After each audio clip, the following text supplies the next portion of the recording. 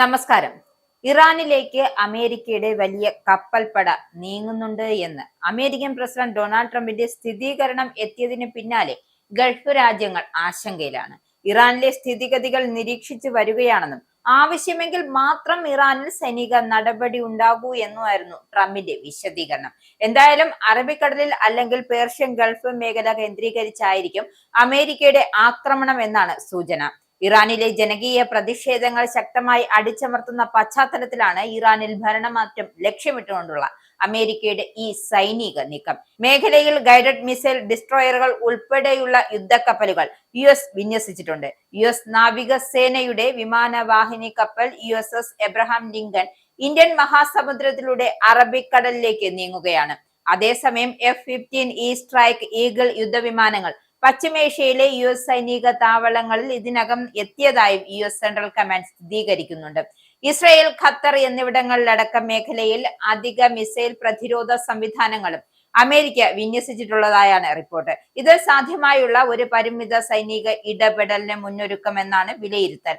എന്തായാലും US Iran സംഘർഷം ഉയർന്നതിനാൽ അതിന്റെ ആദ്യ പ്രതിഫലം ഹോർമുസ് കടലിടുക്ക് വഴി ഗൾഫ് രാജ്യങ്ങളിൽ ഉണ്ടാകും. അതിനാൽ ആഗോള സമ്പദ് വ്യവസ്ഥയെ വലിയ തോതിൽ ബാധിക്കാത്ത രീതിയിലുള്ള പരിമിത സൈനിക നടപടികളായിരിക്കും US സ്വീകരിക്കുക എന്നാണ് വിലയിരുത്തൽ.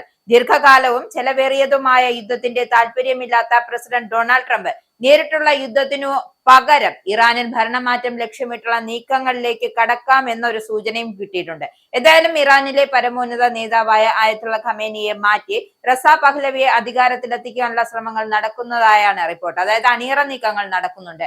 US ആക്രമണം ആരംഭിച്ചാൽ ഇസ്രയേലും സംഘർഷത്തിലേക്ക് വലിച്ചിഴക്കപ്പെടാമെന്ന സാധ്യതയുമുണ്ട്.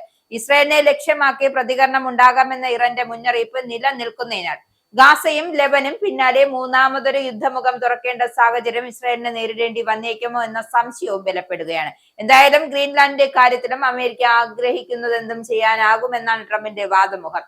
പുതുതായി രൂപീകരിച്ച ബോർഡ് ഓഫീസിന്റെ ചെയർമാനായി ആജീവനാന്തം സേവനം അനുഷ്ഠിച്ചേക്കുമെന്നാണ് ട്രംപിന്റെ നിലപാട്. എന്തായാലും ദാവോസിൽ നിന്നും വാഷിംഗ്ടണിലേക്ക് മടങ്ങവേ മാധ്യമപ്രവർത്തകരുമായി സംസാരിക്കുകയായിരുന്നു ട്രംപിന്റെ ഈ ഉള്ളിലിരിപ്പ് പുറത്തു വന്നത്. അമേരിക്കയുടെ സുരക്ഷയ്ക്ക് ഗ്രീൻലാൻഡ് അത്യന്താപേക്ഷിതമാണെന്നും വടക്കേ അമേരിക്കയുടെ ഭാഗമാണ് ഈ ദ്വീപെന്നുമായിരുന്നു ട്രംപിന്റെ വാദമുഖങ്ങൾ.